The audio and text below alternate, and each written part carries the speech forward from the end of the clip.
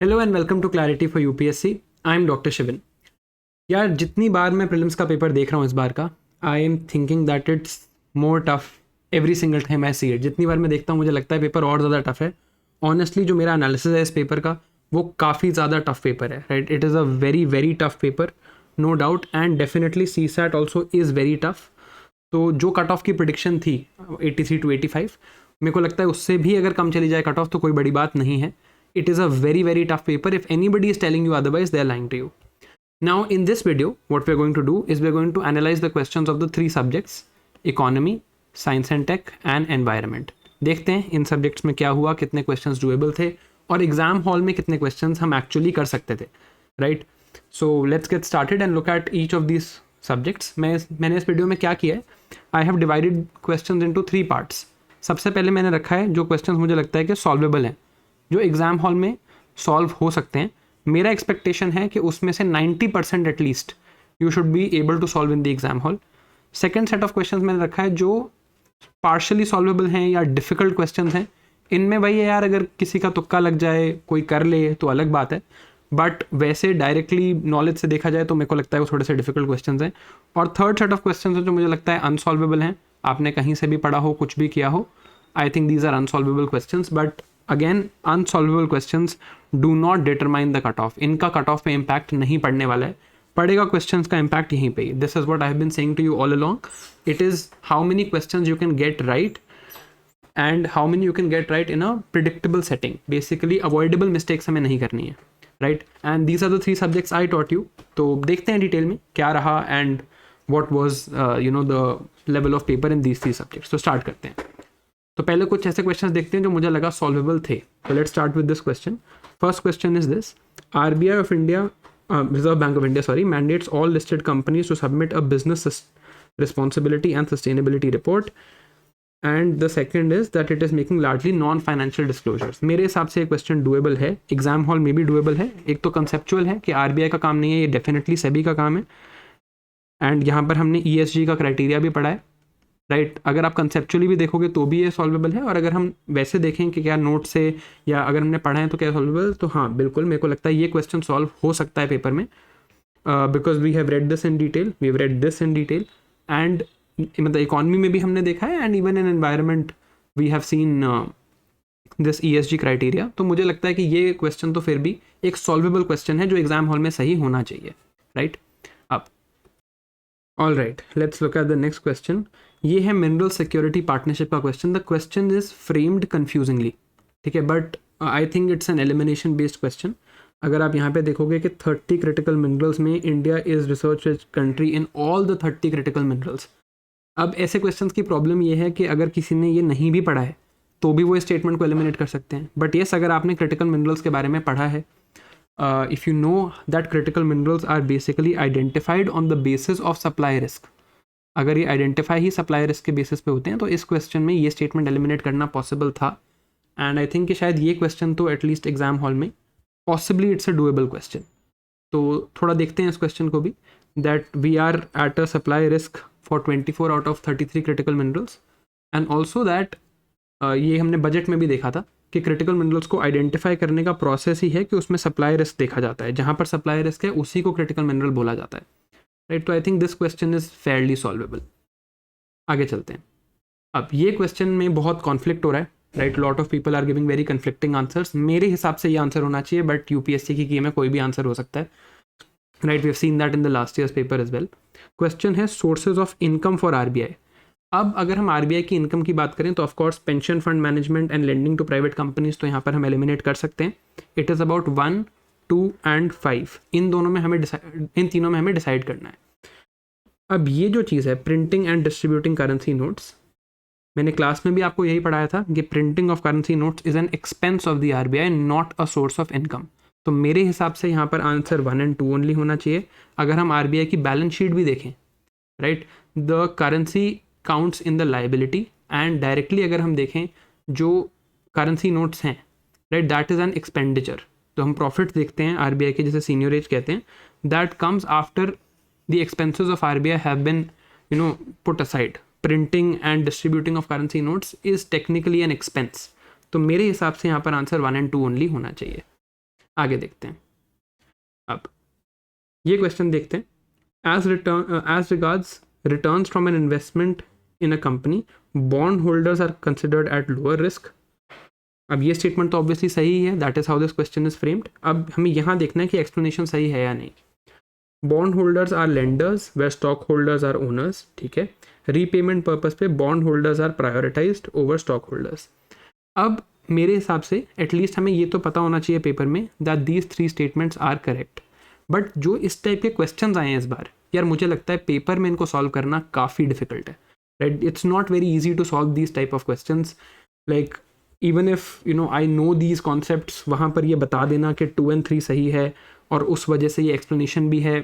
2 and 3 सही तो ज़रूर है, बट एक्सप्लेनेशन है क्या एक ही स्टेटमेंट एक्सप्लेन करती है? एग्जाम हॉल में मेरे हिसाब से ये एक डिफिकल्ट क्वेश्चन है, right. Only if you are absolutely clear on your concepts you can get this right. But हाँ, एटलीस्ट हमें ये पता होना चाहिए कि ये तीनों स्टेटमेंट सही हैं। एंड अगर हम देखें तो हाँ, we have read this also together, right. So we have read how bondholders are the creditors of the company and they have the first claim, while stockholders are owners and they have the last claim and they only receive a share of the profits. But again, मैं कहूँगा यार ये question difficult है, not easy to solve, क्योंकि framing ही इतनी मुश्किल है। Paper काफ़ी टफ है, हर जगह आपको इस टाइप के जो क्वेश्चन दिखेंगे इनमें बहुत सब्जेक्टिविटी है और यूपीएससी कोई भी आंसर दे सकता है। तो ये क्वेश्चन तो मैं कहूँगा डेफिनेटली सब्जेक्टिव है। आगे देखते हैं। अब ये question, capital receipts create a liability or cause reduction in assets. Borrowing and disinvestment are capital receipts. Interest received on loan creates a liability on the government. अब ये क्वेश्चन मेरे हिसाब से सॉल्वेबल है एंड एग्जाम हॉल में भी solvable है अगर हमारे कॉन्सेप्ट उस दिन क्लियर हैं तो, right. We read this in detail when when we are reading the budget, that जो interest received by the government होता है that is actually part of revenue receipts. It has no impact on assets and liabilities. आपको याद होगा class में भी इस बारे में काफ़ी डिटेल में डिस्कशन किया था। एंड यहाँ भी कैपिटल रिसीट्स जो हैं वो एसेट्स एंड लाइबिलिटीज़ को इम्पैक्ट करती हैं। तो डिसइन्वेस्टमेंट और दी loans, these thing actually count, or borrowing directly by the government, this counts in capital receipts. They create an asset and liability, but interest does not, right? तो borrowings और disinvestment capital receipts हैं, बिल्कुल capital receipts liability भी create करती हैं, but ये third statement सही नहीं है। This question I would call doable in the exam hall. आगे देखते हैं। अब ये 2 questions on the same concept है, right? आंसर यहाँ पर highlighted है, आप देख सकते हो। These are simply on the idea of deficits. मुझे क्यों लगता है ये क्वेश्चन उन्होंने क्यों पूछा? बिकॉज इस बार, like we discussed in the budget session also, government has abandon fiscal deficit and moved on to debt to GDP ratio. तो इस वजह से मुझे लगता है कि ये जो क्वेश्चंस हैं थोड़े से एक्सपेक्टेड लाइंस पे थे, बट हाँ ये कंसेप्चुअल क्वेश्चंस हैं, न्यूमेरिकल टाइप क्वेश्चंस हैं, पहले ऐसे कभी क्वेश्चंस नहीं पूछे हैं। Again huge conceptual clarity is required, this is the message in economy. आप कोई भी क्वेश्चन देखोगे मेनली कंसेप्चुअल क्लैरिटी बेस्ड है, राइट। तो अगर हम डेफिसिट्स की बात करें, अगर हमने डेफिसिट्स डिटेल में पढ़े थे तो of course that came in handy here, that we read how deficits are made और what is fiscal deficit, how primary deficit is calculated, how revenue deficit is calculated, etcetera etcetera. अगर हमने ये चीज़ detail में देखी है then it definitely comes in handy, right. But मैं कहूँगा यार पेपर में ये फॉर्मूला कभी ऊपर नीचे हो सकता है। अगर ये जो रेवेन्यू डेफिसिट वगैरह का फॉर्मूला है ये कभी कभी ऊपर नीचे हो सकता है, राइट। तो ये क्वेश्चन मेरे हिसाब से again that is why I am saying it's a fairly difficult paper, because वहाँ पर कभी कभी हो जाता है कि हमें फॉर्मूले याद नहीं रहते। तो मैं यही कहूँगा don't beat yourself up over this, but yes of course ये ज़रूर मेरा मैसेज रहेगा कि हाँ कंसेप्चुअल हो गए हैं, सारे क्वेश्चन ही कंसेप्चुअल हो गए हैं, राइट। तो बहुत ज़्यादा डिटेल में जाके कॉन्सेप्ट्स इस बार इस पेपर में पूछे हैं, and that is why I am saying this paper is very tough. आगे देखते हैं। ये क्वेश्चन मेरे हिसाब से सॉल्वेबल है because it is solvable as per elimination. 15th finance commission, we had discuss this in the economic survey discussion also. ये 45% का जो फिगर है this is a wrong statement, and thankfully सिर्फ इसको एलिमिनेट करके हम आंसर पे आ पा रहे हैं, right. Although these are also things that we read कि टैक्स एफर्ट एक क्राइटेरिया है, एग्रीकल्चरल रिफॉर्म्स के लिए ग्रांट मिला है, we read these things, but ये क्वेश्चन सॉल्वेबल है even if we are able to eliminate this statement. तो अगर हम देखें हमारा discussion on finance commission, if we just remember that it is 41%, तो इससे हम ब्रॉडली ये आंसर कर सकते हैं। Although we have read this also कि हाँ टैक्स एंड फिस्कल एफर्ट्स भी काउंट होते हैं, and it has given a grant for agriculture also, right. This thing is also something that we have read, right. This is also something we have seen कि अच्छा यार there are sector specific grants specifically in terms of implementation of agricultural reforms, but again I think ये statements याद करना मुश्किल है, but हाँ question solvable है। ये चीज़ हम ज़रूर याद करते हैं कि कितना शेयर वहाँ पर डिवॉल्व किया गया है। आगे देखते हैं। अब ये IBRD वाला क्वेश्चन अगेन आई वुड से वेरी वेरी कॉन्सेप्चुअल। अगर आप रट के जाओगे तो मुश्किल है ये क्वेश्चन सॉल्व करना। काफ़ी कंसेप्चुअल इकॉनमी पूछा है इस बार। तो अगर हम कुछ क्वेश्चन में देखें तो first statement is right that it provides loans and guarantees to middle income countries and it was established to help Europe rebuild after World War 2, but अब इसका ये पर्पस नहीं है। तो now the function is this is exactly both the statements are correct. But हाँ, single handedly to help developing countries reduce poverty, elimination से भी कर सकते हैं। एनी वे पॉवर्टी वाला काम IDA का होता है, नॉट IBRD। एंड अगेन अगर हमने कंसेप्चुअली पढ़ा है तो ये क्वेश्चन हम कर सकते हैं, right. If we have read this conceptually we know about the IBRD and how it was formed, इसका क्या काम था, अब ये क्या करता है, पहले ये क्या करता था, राइट। मिडिल इनकम कंट्रीज़ को लोन देता है, पहले एडवांस इकॉनमीज़ को लोन देता है, बट एक्चुअली पहले ये बना था वॉर रैवेज कंट्रीज़ के लिए आफ्टर वर्ल्ड वॉर 2, राइट। तो ये क्वेश्चन अगर अगेन कंसेप्चुअली पढ़ा है तो सॉल्वेबल है, बट अगेन आई वुड से entire paper of economy is fairly conceptual. Again ये क्वेश्चन भी वैसा ही है RTGS और NEFT पे। अब यहाँ पे क्या बोला है कि RTGS settlement time is instantaneous while in case of NEFT it takes some time. Okay, अब ये सेकंड स्टेटमेंट देखो, customer is charge for inward transactions. इसका क्या मतलब है कि अगर मैं आपसे RTGS की पेमेंट लूँगा तो मेरे को पैसे देने पड़ेंगे। This statement is of course wrong and if you look at the third option, operating hours for RTGS are restricted on certain days, while this is not true for NEFT. This statement is also wrong. This statement I think you should know, this you should be able to eliminate. ये यार exam hall में, although अब ऐसे मैं बाहर से बताऊँ तो लॉजिकल लगती है, बट मेरे हिसाब से एग्जाम हॉल में इस स्टेटमेंट को सही करना मुश्किल है। क्वेश्चन डूएबल है, that does not mean question is easy, right. ये स्टेटमेंट एग्जाम हॉल में इतना दिमाग चलना एक्चुअली एक डिफिकल्ट चीज़ है, और ये ऐसी चीज़ भी नहीं है जो हम डायरेक्टली पढ़ें। हाँ, जो फर्स्ट और थर्ड स्टेटमेंट्स हैं this of course we do read directly, right, कि RTGS और NEFT में क्या तरीका है। NEFT में अगर हम देखें वो हर 30 मिनट्स के इंटरवल्स में सेटल करता है, और दोनों ही 24/7 ऑपरेट करते हैं। NEFT भी 24/7 है और RTGS भी इट इज़ ऑल्सो ऑपरेटिंग 24/7। तो उससे हम वो स्टेटमेंट के ऑपरेटिंग आवर्स वाले स्टेटमेंट हम कर सकते हैं, बट ये स्टेटमेंट थोड़ी सी कंसेप्चुअल है। अगेन एग्जाम हॉल में दिमाग चलना, काम रहना बहुत ज़रूरी है इस क्वेश्चन को करने के लिए। So doable, but again as the paper is pretty tough. अब अगेन ये क्वेश्चन एलिमिनेशन से हो सकता है, बट तभी अगर हम काम रहें। द प्रॉब्लम है सारे ऑप्शन ही ऐसे फ्रेम्ड है कि वो टफ फॉर्म में फ्रेम्ड है। India account for a very large portion of all equity option contracts, India stock market has grown more than Hong Kong, नहीं पढ़ता कोई ये। बट हाँ, ये जो थर्ड स्टेटमेंट है इसको एलिमिनेट करना पॉसिबल है, और ऑप्शंस देख के क्वेश्चन करा जा सकता है। There is no regulatory body either to warn small investors about the risk of options trading और to act on unregistered financial advisers on this regard. Of course यहाँ पर सेबी का रोल है, SEBI is this regulatory body, and उससे हम ये third statement eliminate कर सकते हैं and we'll be able to get the answer. तो अगर हम सेबी का रोल देखें, that it focuses on trust in capital markets, its job is to regulate the capital market, it also comes out with these influencer regulations। ये जो unregulated लोग YouTube पे advice देते हैं कि इस स्टॉक में इन्वेस्ट कर लो, इसके against SEBI it does give that advice, it does regulate that। तो अगर ये चीज़ें हमें पता हैं और ब्रॉडली भी मुझे लगता है वही काम रहे अगर, तो ये वाला एलिमिनेट कर सकते हैं। बट अगेन पेपर काफ़ी टफ है, सारे क्वेश्चंस ही मुझे लगता है कोई ऐसे डायरेक्ट क्वेश्चंस तो इस पेपर में हार्डली मिलेंगे आपको किसी भी सब्जेक्ट में, मे बी एक्सेप्ट हिस्ट्री में थोड़े से डायरेक्ट क्वेश्चंस हैं। अब ये which are considered alternative investments. अब अगर हम देखें तो bonds and stocks are anyway considered normal investments, hedge funds and venture capitals are alternative investments and therefore the answer is only 2।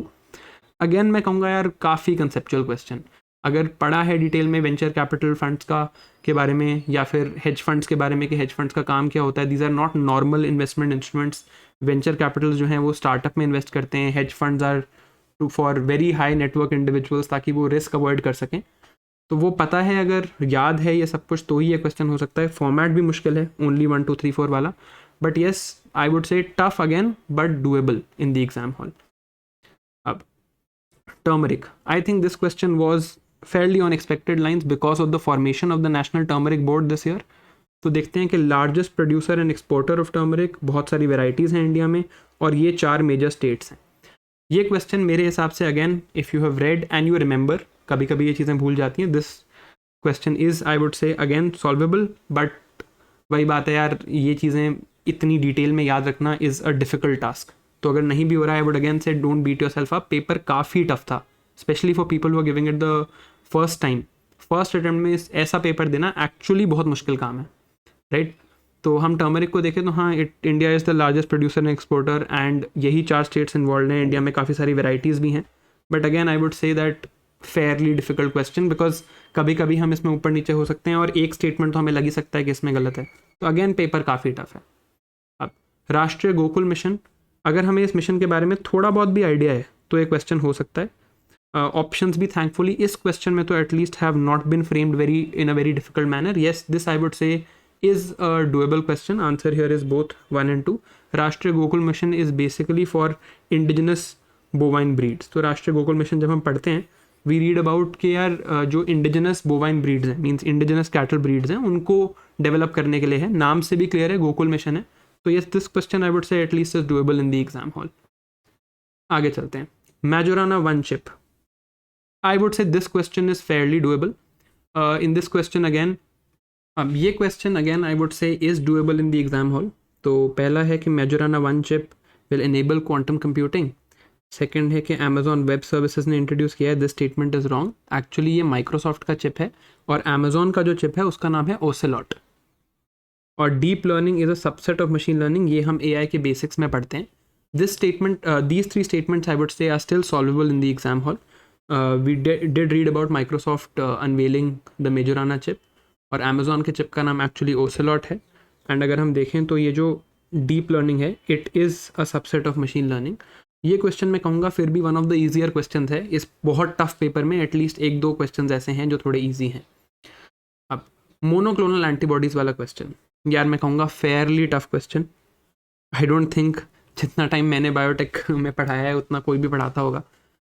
और ये सॉल्वेबल भी है अगर आपने बायोटेक डिटेल में पढ़ा है। अब जैसे अगर आपको याद हो, बायोटेक में we have read about enzyme linked immunosorbent assay, we read about recombinant proteins that are man made proteins, and how we've also read about viral infections. We also read this in current affairs when we were reading कि recombinant proteins जब हम produce करते हैं तो उसमें monoclonal antibodies कैसे बनती हैं। बट मैं कहूँगा यार, एग्जाम हॉल में अगर आपका बैकग्राउंड नहीं है और अनलेस आपने बहुत ही अच्छे से बायोटेक नहीं पढ़ा है, ये क्वेश्चन काफ़ी डिफिकल्ट है।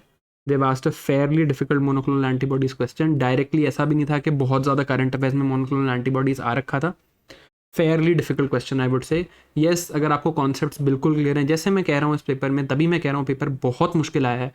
कंसेप्चुअल है सब कुछ, अगर पूरे कॉन्सेप्ट्स याद हैं तभी आप ये क्वेश्चन कर सकते हो।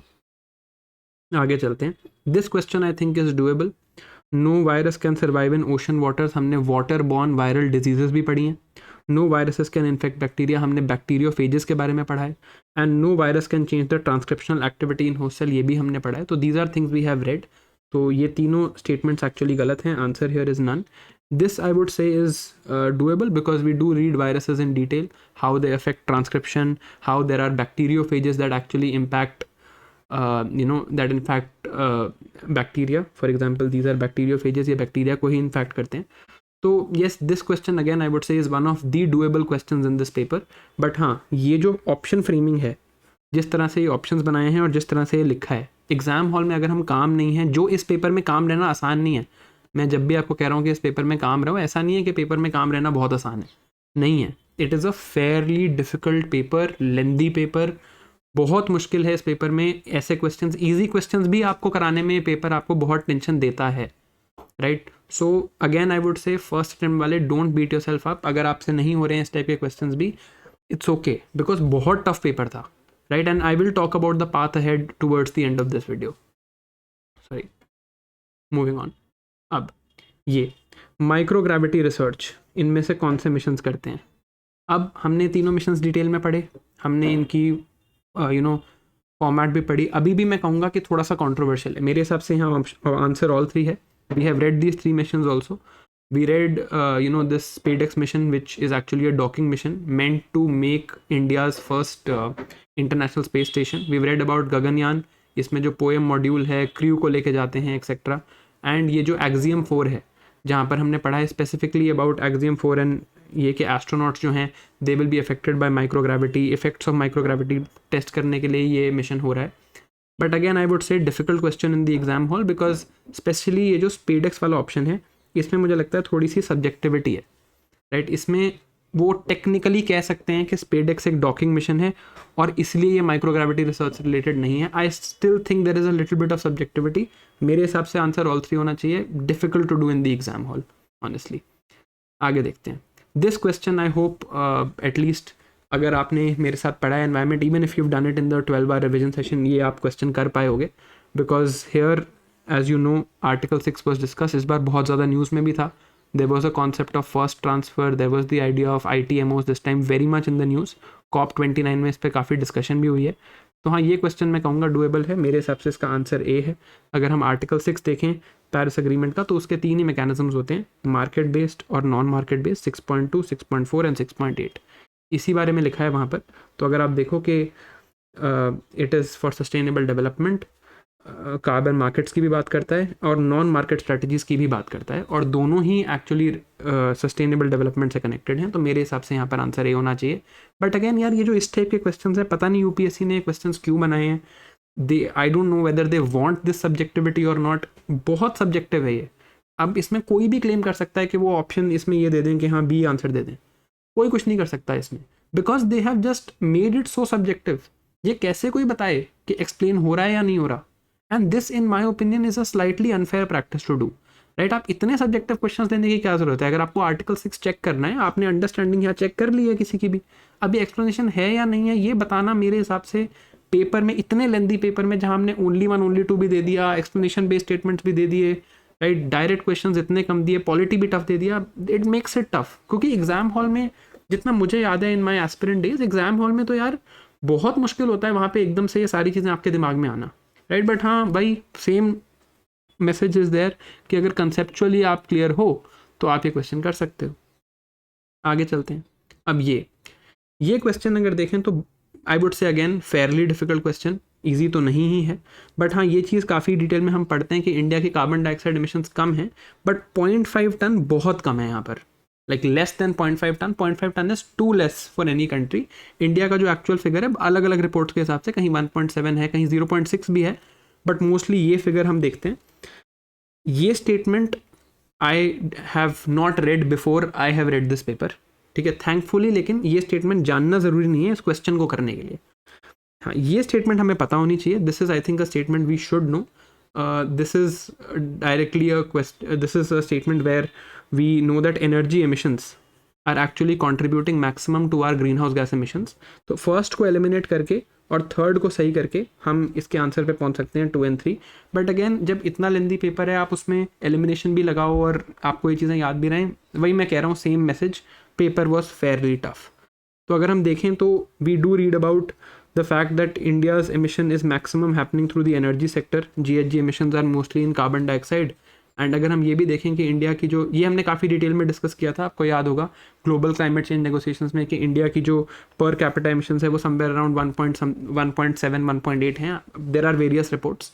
एक अच्छी बात यहाँ पर ये भी है कि हम थोड़ा लॉजिक लगा के भी इसको गलत कर सकते हैं, क्योंकि यहाँ पर कोई भी रिपोर्ट मेंशन नहीं है, कोई भी डेटा मेंशन नहीं है कि किस रिपोर्ट के बेसिस पे या किस साल में, तो उस बेसिस पे गलत हो सकता है। बट अगेन वही बात है, conceptual clarity again constantly is being tested.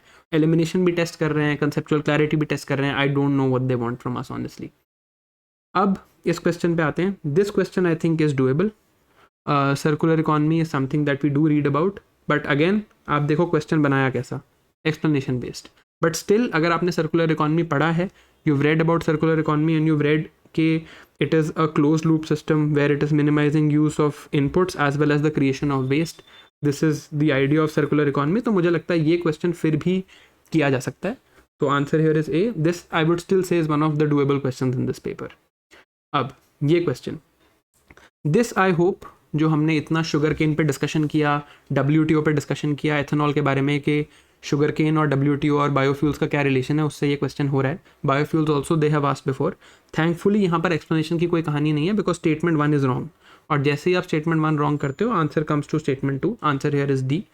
तो जब हम बायोएथेनॉल के बारे में पढ़ते भी हैं, we do read about bioethanol production कि USA is the maximum producer and Brazil is the second highest producer. Thankfully यहाँ पर कॉर्न और शुगर केन पे बात नहीं हो रही, बट हाँ, हमने अगेन मैं कहूँगा कंसेप्चुअली अगर ये पढ़ा है बट ये फैक्ट बेस्ड भी है, तो difficult to remember, but again difficult but doable is sort of the theme of this paper. अब आते हैं उन क्वेश्चंस पे जो मुझे लगता है जेन्युइनली डिफिकल्ट हैं, जैसे कि ये क्वेश्चन। अब ये क्वेश्चन अगर आप देखो, Dornier 228, IL 76 and C17 globe master, अगर ये एलिमिनेशन के लिए दे देते तो शायद ये क्वेश्चन ईजिली हो जाता। अगर मैं अपने बारे में बात करूँ तो I also did not think that C17 Globe Master was something that needed to be read. We read about IL 78, we read about Dornier, but उसके बाद भी ये क्वेश्चन नहीं हो रहा। तो अब मैं कह दूं कि हाँ देखो नोट से है, PDF बना के डाल दूं, दैट्स वो मेरी फितरत है नहीं, ठीक है। बट अगेन मैं कहूँगा यार डिफिकल्ट क्वेश्चन है। C7 आपको तीनों पता होने चाहिए और याद भी रहने चाहिए वहाँ पर, तो मैं कहूँगा डिफिकल्ट है ये क्वेश्चन। हाँ पार्शली आपको अगर याद है you can come to 2 options, but fairly difficult.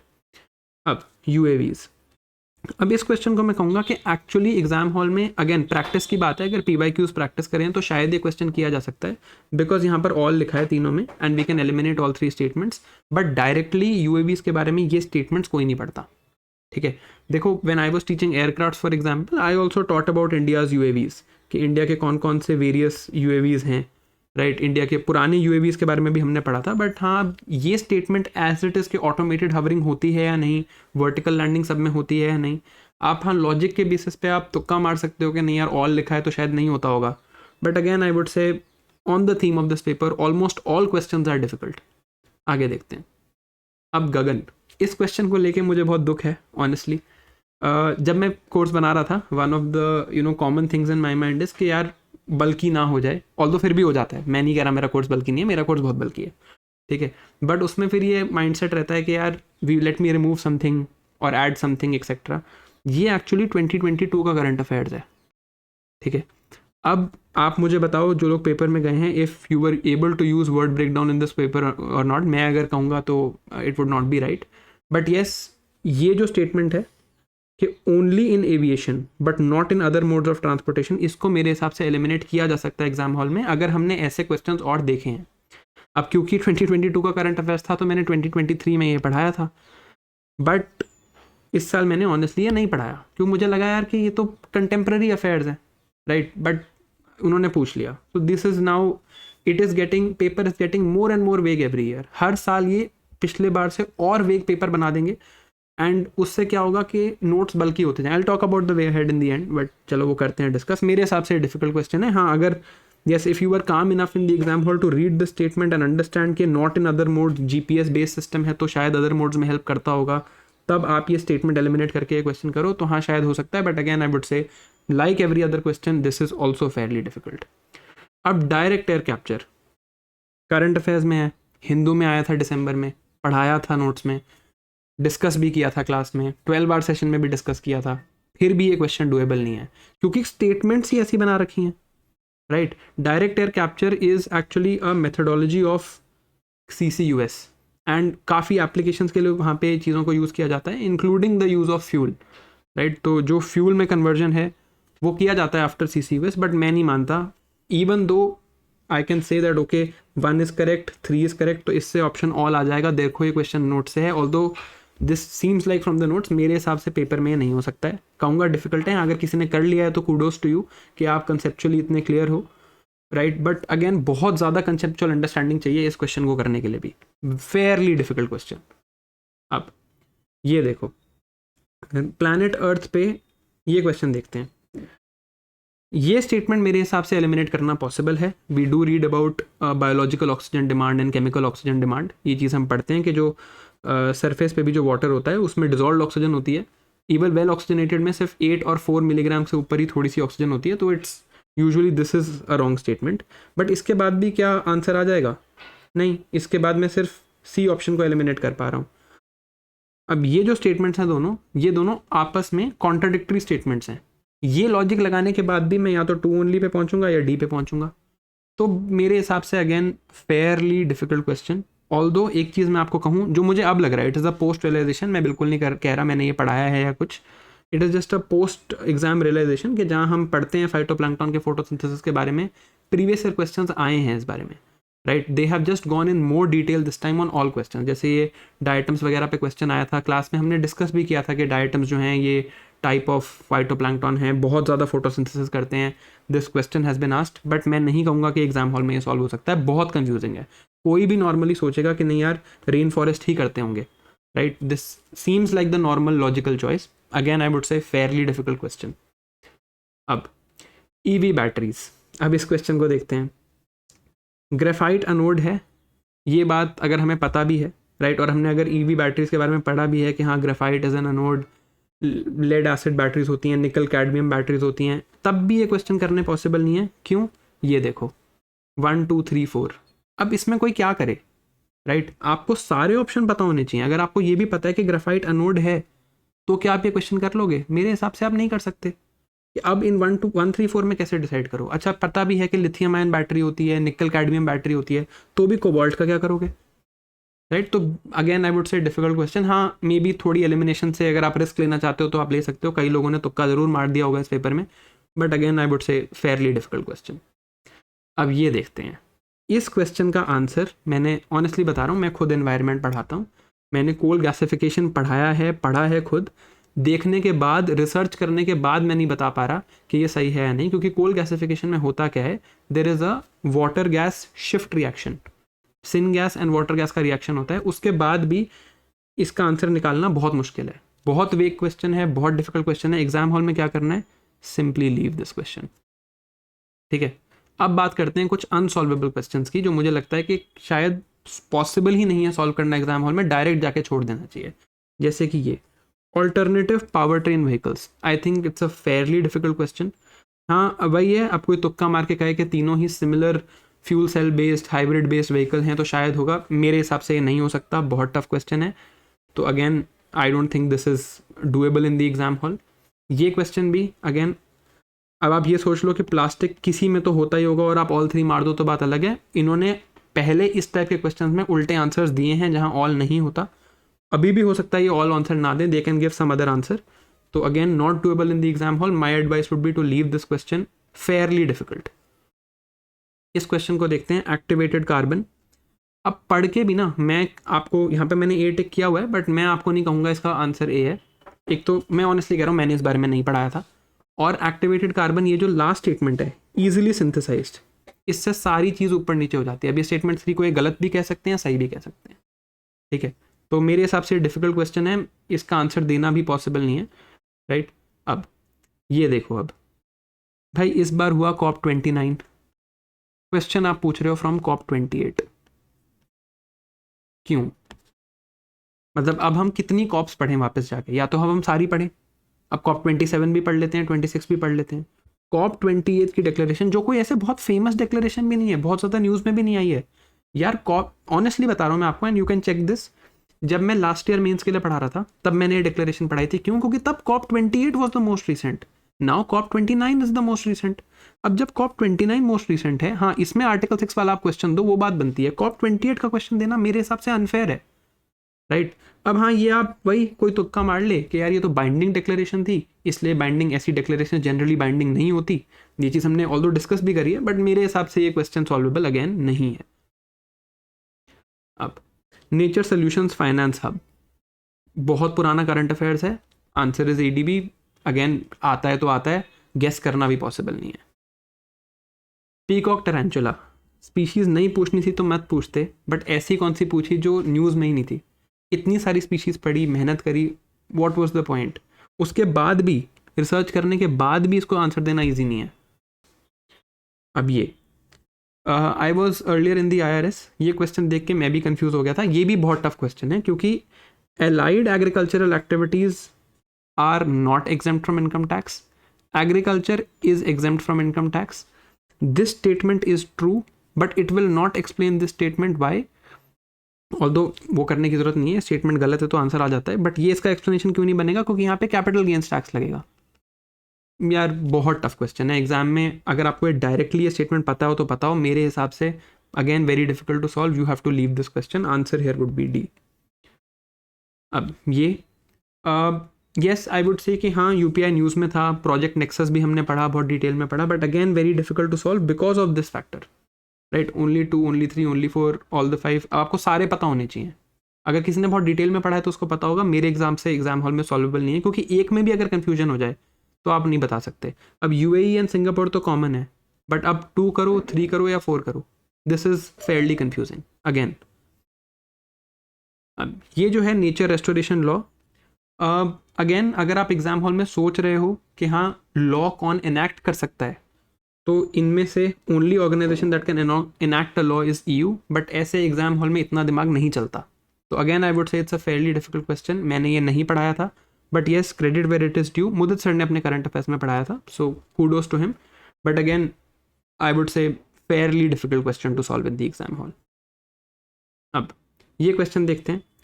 May be ये स्टेटमेंट आप सही कर सकते हो कि हाँ रेयर अर्थ एलिमेंट्स को यूज़ किया जाता है in manufacture of flat screens, but phosphorescent word, again आप एक्सप्लेनेशन बेस्ड टेस्ट कर रहे हो, वेरी डिफिकल्ट, लोगों को पता ही नहीं है, मुझे भी नहीं पता था डिटेल में phospho, I mean I understand it's link to some illumination, but इस क्वेश्चन को एग्जाम हॉल में सॉल्व करना again I would say is a fairly difficult task. तो पूरा पेपर ही काफ़ी डिफिकल्ट है। तो अगर मैं फाइनल एनालिसिस की बात करूँ, पहले मैं 1-2 चीज़ें कहूँगा पेपर के बारे में। बहुत वेग पेपर है, बहुत डिफिकल्ट पेपर है, ठीक है, और इन्होंने कुछ भी रैंडम पूछा है एंड एक्चुअली तुक्केबाजी का स्कोप इन्होंने बढ़ा दिया है। ये सेम चीज़ हुई थी 2023 में, मुझे लग रहा है ऑलमोस्ट उतना ही टफ पेपर है, barring the exception of history.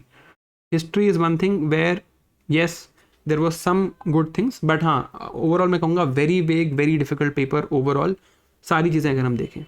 अगर मैं इन 3 सब्जेक्ट्स का एनालिसिस करूँ और आगे हमें क्या करना है इसकी बात करूँ, तो पहले मैं इकॉनमी की बात करता हूँ। Economy is in this paper I would से a scoring subject. 10 to 12 questions मैं कहूँगा सॉल्वेबल थे अगेन, लेकिन अगर आपको ये सारे कंसेप्ट्स आपने अब्जॉर्ब करके पढ़े हो तो it is fairly conceptual, only then if you remember all this concepts you can deliver on this. मेरे हिसाब से बहुत मुश्किल है, बट हाँ 10 to 12 question are solvable. SNT again I would say it's fairly moderate, difficult side पे ही है, डूएबल 4 से 5 क्वेश्चन आए हैं जैसे हर साल होता है, बट इस बार weightage has been reduce, there have been 8 questions. अब बात करते हैं एनवायरनमेंट की। I don't know what happened here, ठीक है, they had just butchered this subject. देखो नेशनल पार्क्स पिछले 3 साल में क्वेश्चन पूछ रहे हैं, एक भी नहीं पूछा। एनवायरमेंटल लेजिस्लेशंस पिछले 3 साल में क्वेश्चन पूछ रहे हैं, एक भी नहीं पूछा। अब मेरे को अगर सोचना हो कि मैं अब क्या करूं एनवायरनमेंट के बारे में, अब अगले साल अगर मुझे पेपर देना होगा तो क्या मैं नेशनल पार्क और लॉज नहीं पढ़ूंगा? बिल्कुल पढ़ूंगा, उतनी डिटेल में पढ़ूंगा। क्या मैं स्पीशीज़ नहीं पढ़ूंगा? बिल्कुल पढ़ूंगा, उतनी ही डिटेल में पढ़ूंगा, right. The problem is that they keep changing the trend every year. तो मेरे को जो इस पूरे पेपर से समझ आया है ओवरऑल, उस बारे में हम बात करते हैं। यस ये मैं ज़रूर कह सकता हूँ कि इस बार इस सब्जेक्ट में दे वेंट हेवायर, और इन्होंने कुछ भी पूछा, कहीं से भी कुछ भी पूछा, but again very difficult statements are there. अब अगेन अगर मैं खुद को एडवाइस दूँ, जैसे मेरा छोटा भाई होता या फिर आप लोग मेरे से अगर एडवाइस मांगो, तो मैं तो यही कहूँगा यार कि अगले साल भी इतनी डिटेल में पढ़ना चाहिए, मे बी और डिटेल में पढ़ना चाहिए। क्योंकि देखो मेरे को क्या समझ आया इस पेपर को देख के, देर आर 8 सब्जेक्ट्स, ठीक है, करंट अफेयर्स इंक्लूड करके बोल रहा हूँ, देर आर 8 सब्जेक्ट्स। इन 8 सब्जेक्ट्स में कभी किसी सब्जेक्ट को वो थोड़ा सा ईजी कर देंगे, कभी किसी को बहुत टफ कर देंगे, और पता नहीं कब कैसे करेंगे। Nobody knows when this incident is going to happen, at any time this incident can happen. तो आइडिया ये है कि 8 के 8 सब्जेक्ट बिल्कुल डिटेल में फुल कंसेप्चुअल क्लैरिटी के साथ पढ़ने हैं, तब जाके ही ये पेपर सॉल्वेबल है। They are making it more and more vague every single year, and with that idea only if you read in a lot of conceptual depth you can understand and solve this paper. नहीं है ये paper easy solve करना, ठीक है, और हर साल ये trend होता जा रहा है। लास्ट ईयर का भी पेपर ईजी नहीं था, आप खुद सोचो यार 85 से ऊपर तो कोई नहीं बता रहा कट ऑफ, राइट। अगर मैं ओवरऑल बात करूँ economy, science and tech, environment की, मुझे लगता है मिला के अगर आप 20 क्वेश्चंस करके आ रहे हो, राइट, 20 सही करके आ रहे हो, you have done a fantastic job. And in questions में आप देखोगे थोड़ा बहुत तिगड़म वगैरह सब लगा के आई would say 20 questions at least from these 3 subjects with conceptual clarity. I am sure कई लोगों के इससे ज़्यादा भी आ रहे होंगे, I have got some messages also, but 20 questions if you are solving at least these 3 subjects you have done a decent job. Problem क्या है? प्रॉब्लम ये है कि इस बार एनवायरनमेंट को बुचर किया। अब जैसे ancient medieval art and culture है, 3 साल से बहुत टफ क्वेश्चंस पूछ रहे थे, तो लोग क्या करते थे, स्किप कर देते थे। इस बार एमैक फेयरली ईजी और सॉल्वेबल है, किसी भी बुक से आपने पढ़ा हो सॉल्वेबल है। अब अगर इस बार आपने AMAC मैसअप कर दिया तो यू विल बी आउट। तो मेरे को क्या समझ आया, मैं वे अहेड के बारे में 2 चीज़ों की बात करूंगा। सबसे पहले मैं इस बारे में बात करूंगा प्लान बी। देखो, this is my commitment to you, 100% take it in writing. मैंने वैसे ऑलरेडी इस चैनल पे एक वीडियो है with a career counsellor whose name is Miss Yashi Shukla ma'am, उनके साथ आप वो वीडियो देख सकते हो। बट मुझे क्या लगा कि कोई भी करियर काउंसलर अगर आता है, उन्होंने बात की है इस चैनल पे अबाउट प्लान बी, बट कोई भी करियर काउंसलर अगर आता है, it's very difficult for them to give a practical advice to UPSC aspirants. तो I will get people who have actually executed plan B and within the result, मतलब result के within 2 weeks this I will do. जब मैं अभी भी लोगों को ढूंढ रहा हूँ, I will interview Varun sir also here, ताकि वो आपको बता सकेंगे कोचिंग इंडस्ट्री में क्या क्या अपॉर्चुनिटीज़ हैं। Let's be open about it. I think plan B is something everyone needs to think about. मेरा इसमें क्राइटेरिया बहुत सिंपल है। If you have given 3+ attempts, 3 और मोर एक्चुअली, 3 या 3 से ज़्यादा अटेम्प्ट्स दिए हैं, आपने अभी तक मेंस नहीं दिया है, और आप financially you would like to be financially secure, this does not mean that your family is from a good background. Family का बैकग्राउंड अच्छा होने का मतलब ये नहीं है यार 3 साल में आदमी टूट जाता है। ऐसा पेपर देख के तो कोई भी टूट जाएगा यार। तो मैं यही बोलूँगा कि पहले सेटल योर फाइनेंसेस, उसके बाद आपका मन हो तो प्रिपेयर कर लेना, ठीक है। तो 3 या 3 से ज़्यादा अटेम्प्ट हो चुके हैं, मेंस अभी तक नहीं दिया है, financially you feel that you want to be financially secure regardless of your family's background, आप पहले प्लान बी को सॉर्ट आउट करो, उसके बाद आके आपने पेपर देना है, प्रिपेयर करना है, तो आप देखना। This is my clear advice as far as plan B is concerned, and this is a commitment, this I will do. Last time मैंने ट्राई किया था, बहुत मुश्किल है लोगों को यहाँ पर लाना, इंटरव्यू करना, इन लोगों को ढूंढना, but yes it is my promise to you, no matter what happens I will take the time out and do this. अब if you are still preparing, पहले बात करते हैं, अगर आपके 80+ मार्क्स बन रहे हैं, टुडे इज़ ट्यूसडे, आज के बाद please don't spend any time thinking about this paper. 80+ बन रहे हैं तो मेंस की तैयारी करो, जो भी हमें सोचना होगा हम रिजल्ट के बाद सोचेंगे। If you are now preparing for 2026, lessons are very simple. 1, सारे subjects, all subjects, all conceptual clarity you have to read. सारे सब्जेक्ट्स पूरी डेप्थ में कंसेप्चुअल क्लैरिटी से पढ़ने हैं। अगर आप मुझसे पूछो if I have to teach next year, मैं शायद और डेप्थ में पढ़ाऊंगा। बात वही है कि हमें और डेप्थ में जाने की ज़रूरत है, right. They are asking anything, तो ऊपर से पढ़ के नहीं होगा। सारे सब्जेक्ट्स हमारे एक अच्छे लेवल पे होने चाहिए। We can not have a weak subject, because पता नहीं किस साल वो किसको आसान कर दें, किसको टफ कर दें, राइट। दूसरी चीज़ मैं कहूँगा कि still if you are preparing for 2026, ये डिसीजन पहले आप आराम से लो, but if you are, the game does not change, you have to prepare for mains till December, ठीक है। और maybe we can say till November। इस बारे में I will talk to Varun sir, Mudit sir and Sajal sir, and I will come back to you and we will come out with what to do next, especially after the result we'll discuss this in detail, because paper काफ़ी change हो रहा है हर साल। They are asking more and more difficult questions and I feel it's slightly unfair, specially CSAT को देखते हुए। मेरे होश उड़ गए यार CSAT को देख के, बहुत टफ CSAT था। तो कोई भरोसा नहीं है इस बार GS की कट ऑफ और कम हो जाए because of CSAT factor. But again this is something I will advise for everyone, and for everyone who is still deciding to prepare for next year 2026 में जिसने अटेम्प्ट देना है। मैं क्लियर कट आपको बोलूँगा, please read all subjects equally in a lot of conceptual depth, ठीक है। आपको लग रहा होगा कि कुछ बल्कि है, बहुत ज़्यादा पढ़ा दिया है, भाई आ रहा है क्वेश्चन वैसा ही, नहीं पूछ रहे वो बेसिक्स। पूरे पेपर में हार्डली 4 या 5 सिंगल लाइनर क्वेश्चन है, पूरा पेपर कंसेप्चुअल है। पॉलिटी इतना टफ है, अगर आपने बिल्कुल डिटेल में डेप्थ में ना पढ़ा हो तो ऑलमोस्ट इम्पॉसिबल है पॉलिटी के भी क्वेश्चंस करना। इकोनॉमी में न्यूमेरिकल्स पूछ लिए पहली बार, तो पेपर टफ होता जा रहा है and we have to change accordingly. This is my message, I hope this helped.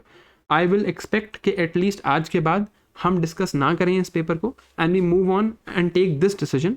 This commitment I promise I will execute. Thank you for watching, see you next time.